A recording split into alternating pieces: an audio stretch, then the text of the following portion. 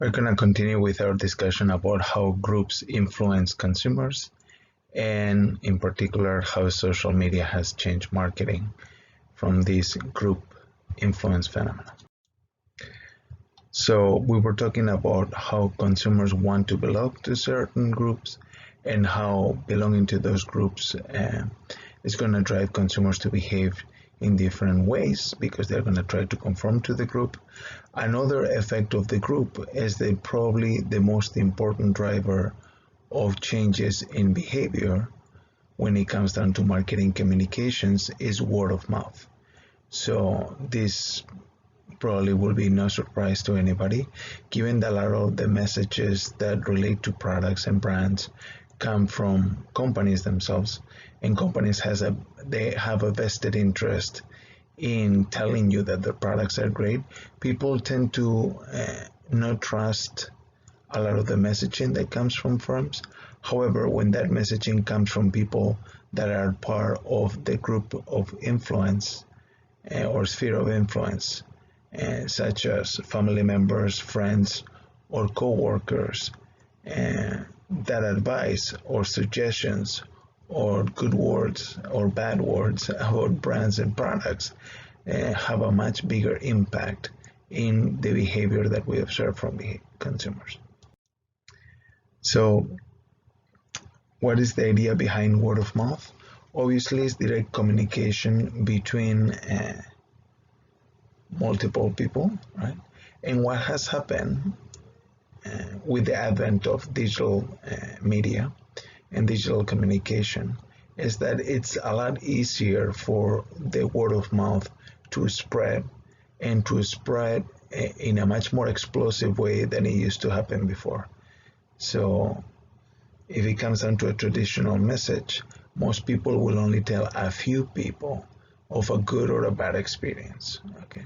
However, the moment that you post some of those experiences in a social network or in some of the technology-enabled platforms such as YouTube, for example, the exposure that a comment, a review, or a good or a bad experience can have gets immensely quickly multiplied by reaching thousands and oftentimes millions of people, right?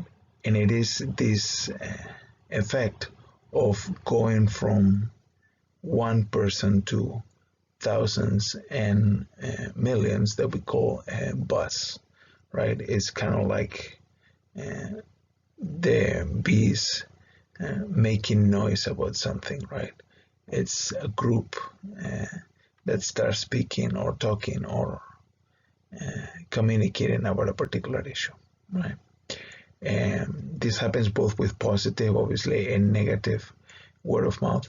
Interestingly, given that we have already talked about prospect theory, negative word of mouth will be more influential than positive word of mouth. This is because losses weigh heavier than gains, as we know from prospect theory, right? So negative word of mouth can have very profound influence, and is a very important driver of company change nowadays, right? Especially with the advent of social media. Interestingly, oftentimes some of the rumors and negative word of mouth gets constructed over misrepresentation of information.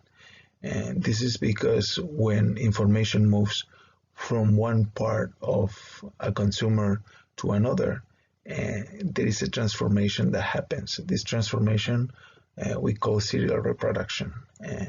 When you're moving from one party to another, what started as maybe a mildly negative or neutral story can turn into ultimately a negative story just because the information gets miscommunicated from one person to another to another.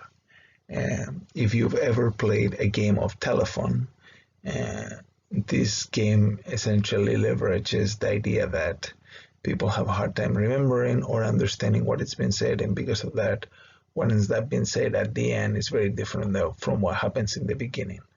I'm going to show you that same idea, but visually in the next slide. So you can see here how information can actually be misconstrued as it's being passed from one consumer to another consumer to another consumer. These are images that are supposed to be basically copying the previous image, but whether it is because it's hard to draw or because the intent of the original artist is not clearly communicated, what ends up happening after a few iterations is an image that is very different from the one that started from. And this happens with images, but it also happens with stories, experiences, and attributes about brands and products.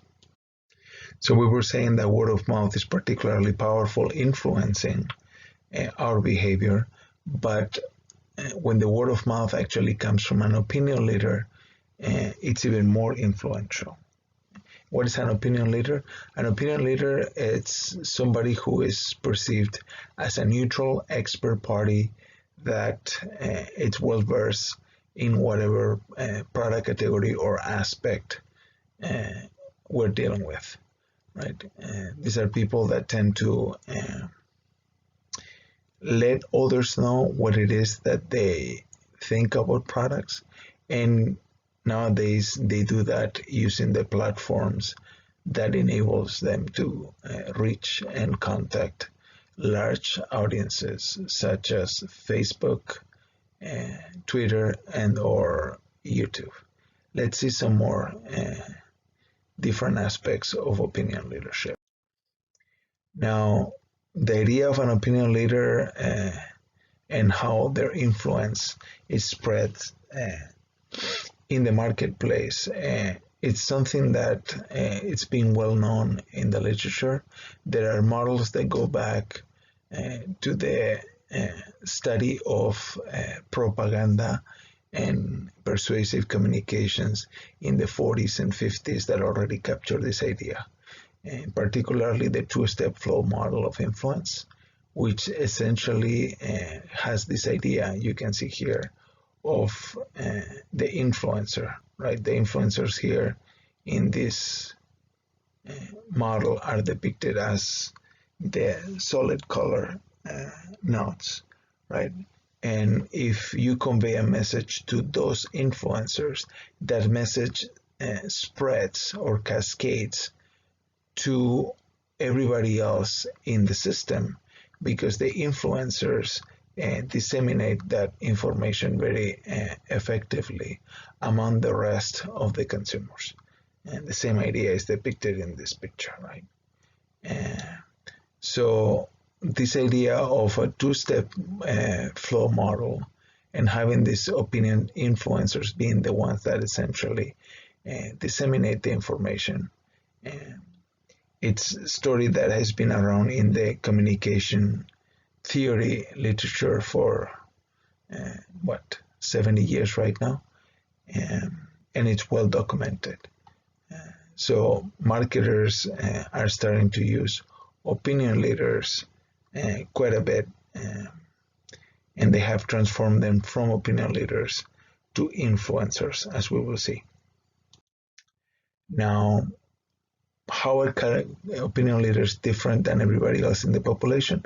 Well, they tend to be more experienced with the product category or product categories that they are considered opinion leaders in.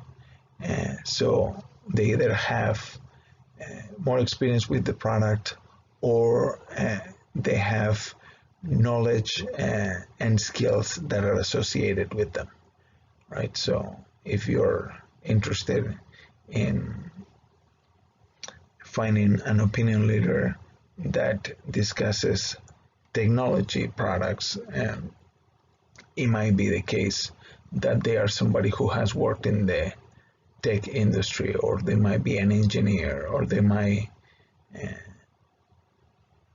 have been exposed for whatever reason to large amounts of products related to that particular area, right? The second aspect of an opinion leader is that to a degree that that's possible, they are trying to convey some sort of unbiased evaluation of the products. So these are people that are usually not directly working for firms, although firms might try to influence them by maybe sending them free samples or free products so they will actually review them. But usually they are not paid directly by the firm, so they are trying to convey their own experience without being sponsored by the firm that actually is trying to sell the product. Okay, they tend to be part of a dense social network. That means that they are well connected in the community. Okay, they are to some degree similar to the average consumer. So these are ordinary people. They are not necessarily famous, right? And because of that, we cannot relate more to them. Okay, and they tend to be early adopters of the product. So that means that they tend to buy the product early on, and then they tell that story and they disseminate that information through their network, influencing the purchase chance that that product will actually have with other people in their community, in their network. So given that opinion leaders can have a pretty important role in spreading information about products and new products in particular, how can we find them, right? There are a couple of technical ways of identifying opinion leaders. The simplest and maybe not the most reliable is by having them self-proclaim themselves as opinion leaders. So what you can do is you can ask some of your customers, right? You might have a clear description of what an opinion leader is, right? And based on that, you might ask them if they consider themselves opinion leaders or not. So this makes it really simple for you to actually grab or find or identify some opinion leaders. The challenge is that some people may think that they are opinion leaders when they are actually not, and the other way around, although that may be less likely in our culture, right? So in a situation like that, what else can you do? Well, you can use a key informant. That will be somebody who is knowledgeable about that product category or industry, and they might be able to give you information about or tell you who are opinion leaders in that space because they know the area well. Okay, so that's another issue. Another possibility. The difficulty is how do you find the key informant then? So this is a little bit of a circular possibility, but it does work if you can actually find the experts. And then you have the more maybe scientifically sound method, but it's also more complicated, which is sociometric methods. And this is essentially try to understand what the patterns of communications and engagements are. Engagements, maybe not the right word.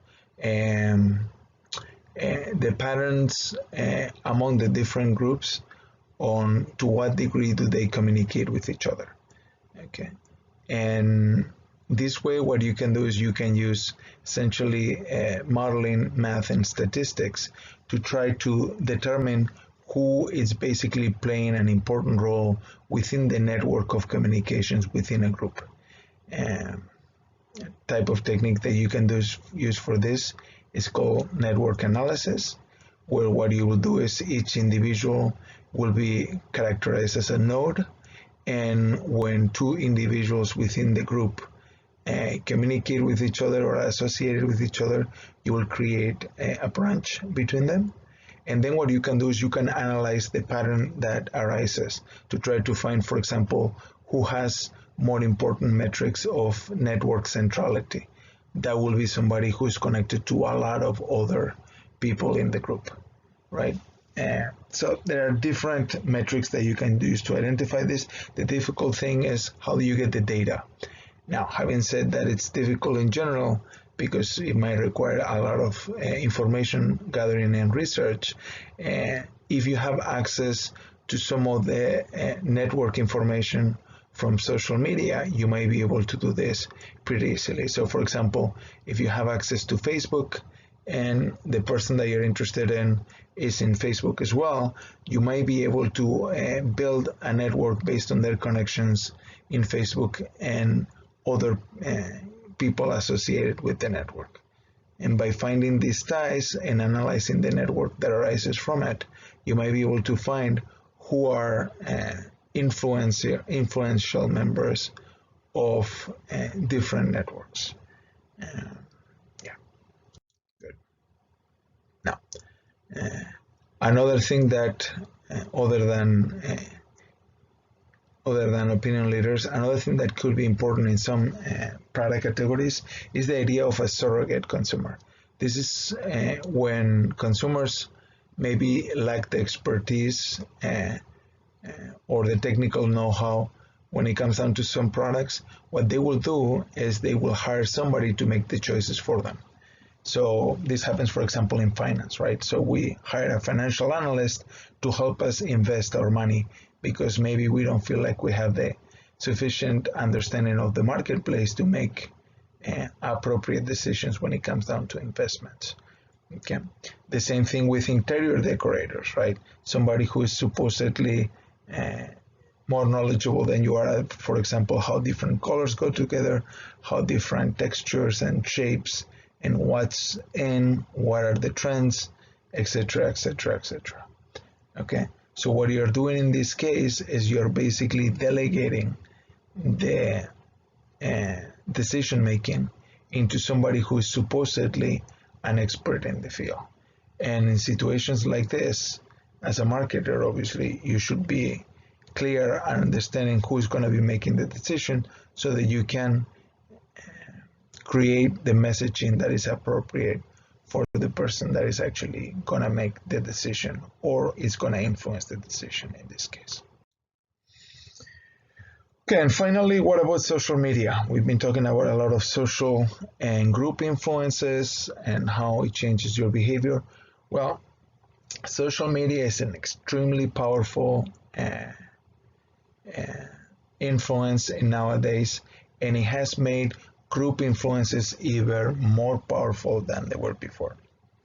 And it's changing the way marketing is done in this century. So what makes a social network like Facebook or Twitter successful, right, as a community or as a group? First, everybody that is there has a common purpose, right, or at least some common purposes. It could be multiple, right? Two, everybody has an understanding about the rules that are inherent with the community, right? So, for example, liking your own post is not considered like the appropriate thing to do in Facebook, right?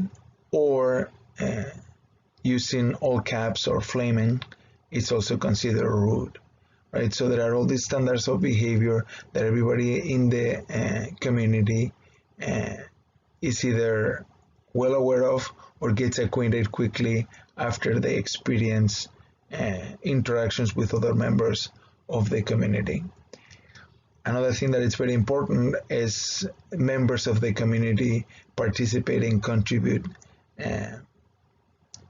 to the community itself, right? So if there are a lot of members of the community, but most of them don't actually use it, or they don't log in, or they don't use the app, or they don't participate in the platform, it obviously dies down, right?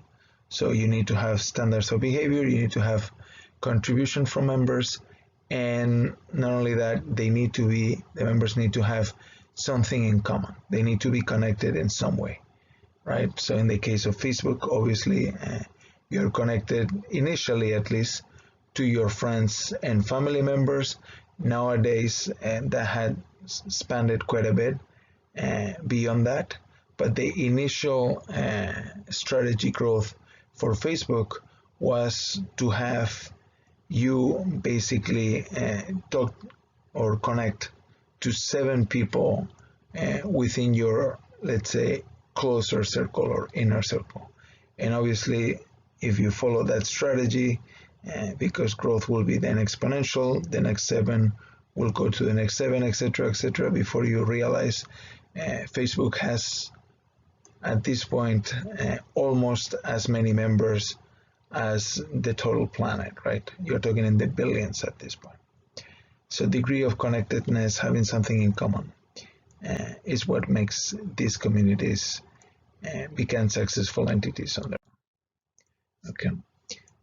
Another aspect of online communities that is quite remarkable is the idea of social games, right?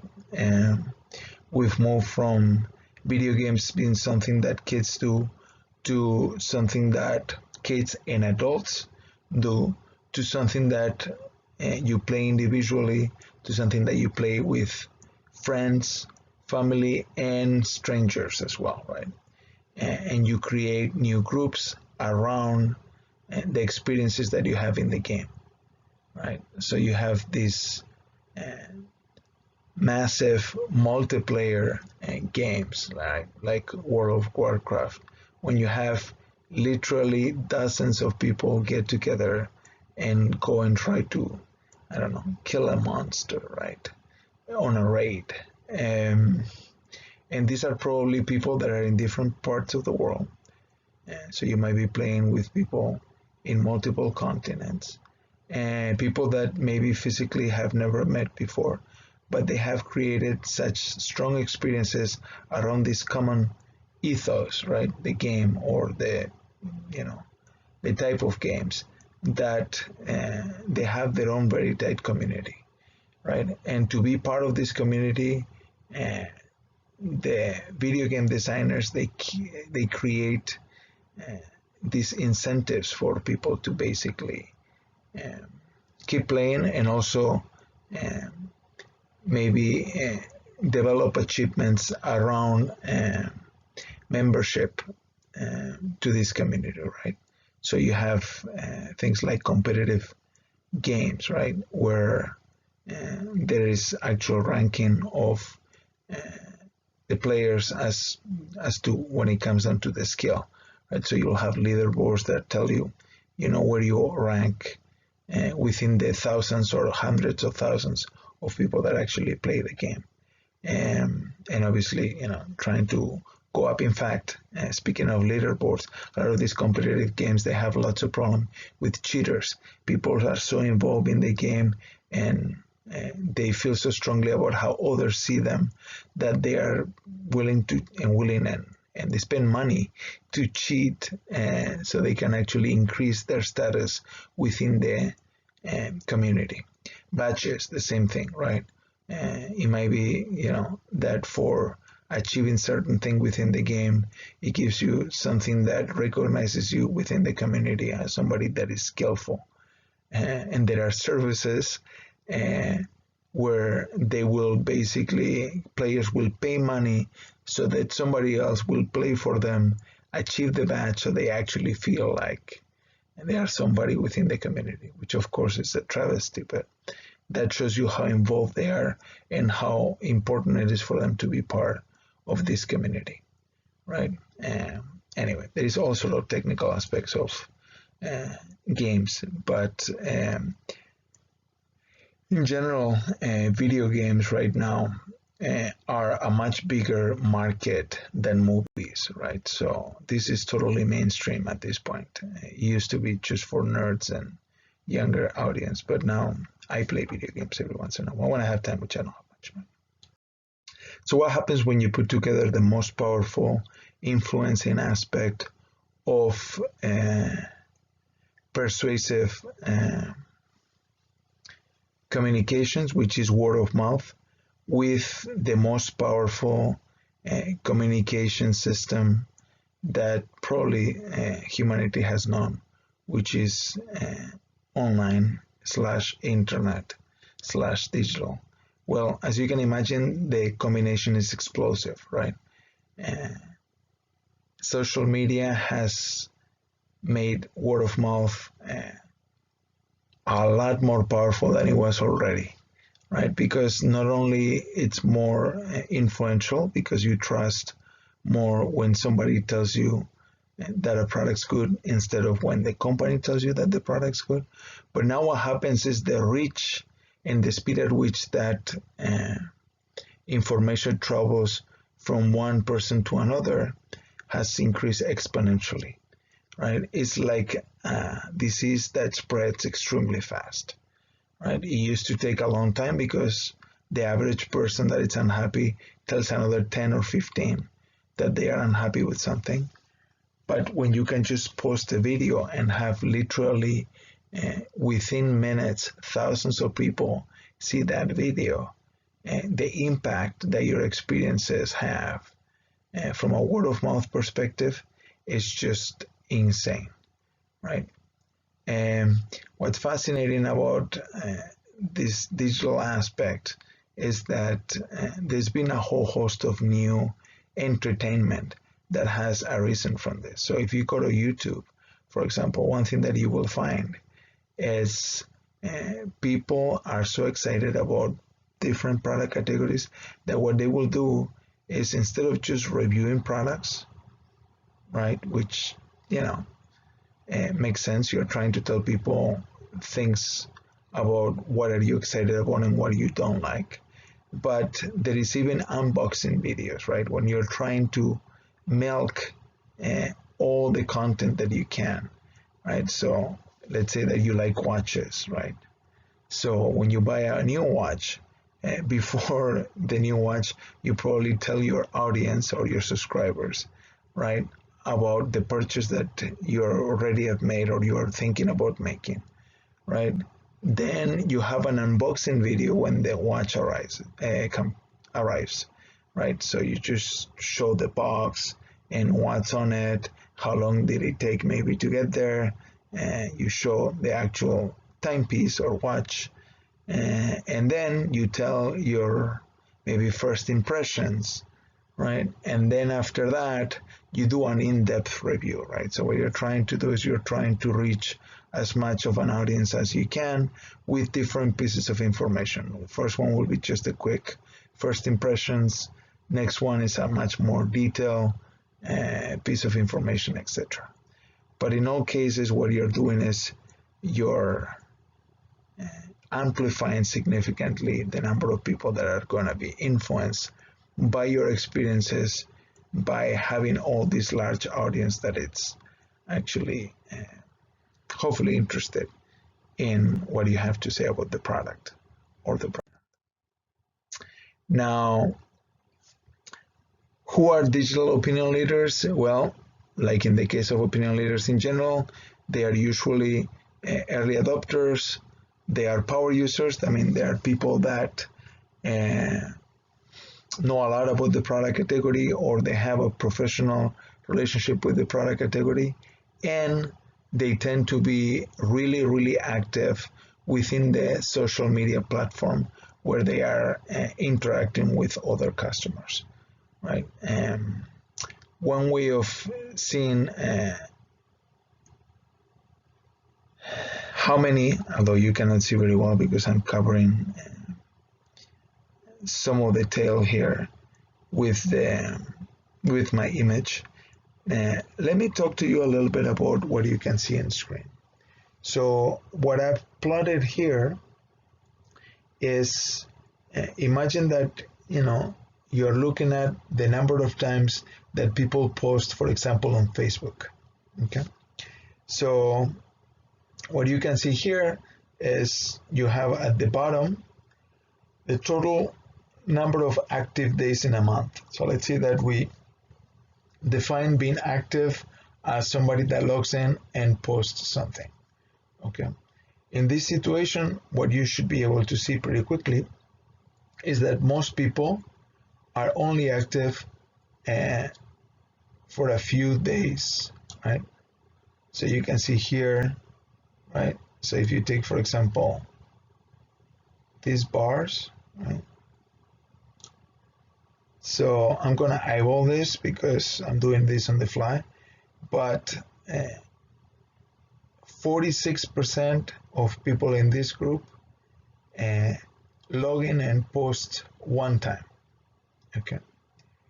Then there is 17% of people that log in and post 2 times. 9% of people 3 times, 5 and 4. So if we do some quick math, right? So 5 times or less, right? People that post to Facebook 5 times or less in this group will be what? 10%, 20%, 66%, about 80% of people, right?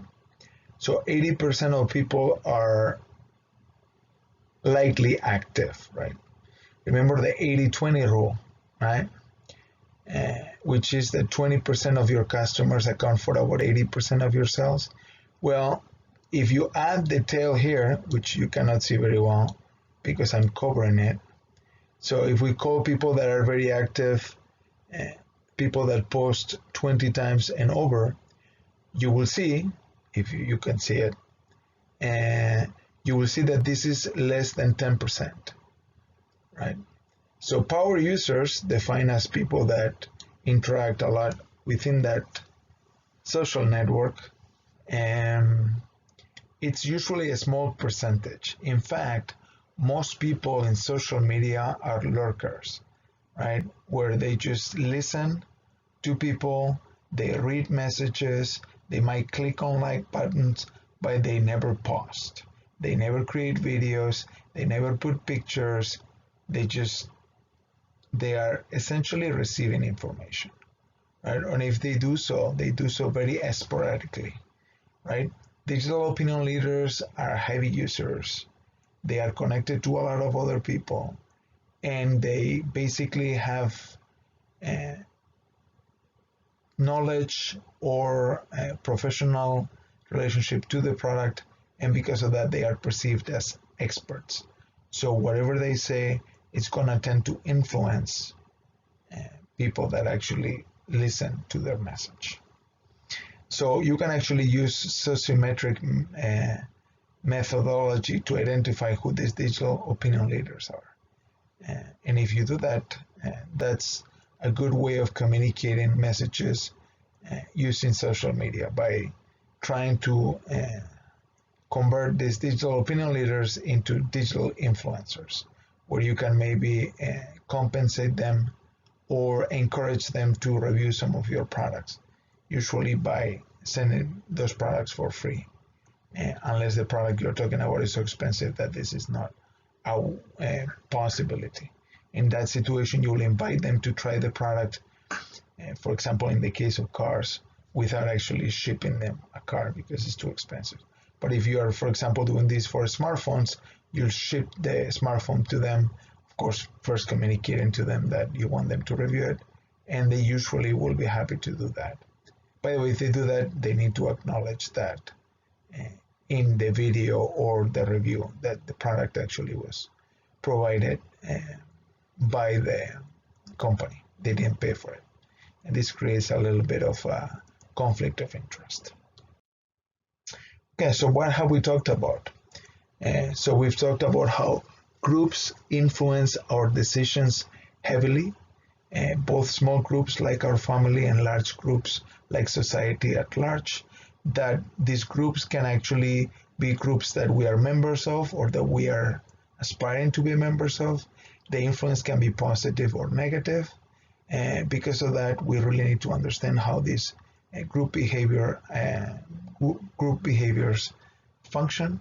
We have talked about the different aspects and roles that people can take within the purchase decision in a group setting. We have identified roles like the influencer, the gatekeeper, the initiator, etc. We did talk about how organizations make decisions in a group setting because there is multiple people involved in the decision and it can be complex. We talked about the different types of decisions that can actually happen within an organizational setting. And then we've moved to talk about word of mouth, how powerful it is. It's one of the most influential aspects of marketing. So if you can change word of mouth, or you can leverage word of mouth like professionals do, like doctors and lawyers, you can actually build a business around it because it has such a strong influence on people. Opinion leaders are within the word of mouth environment the ones that have the highest influence because they are seen as experts and they tend to have dense dense networks associated with them, so they influence a lot of people. And we can find out about the impact of social media uh, by leveraging these opinion leaders and converting them into influencers.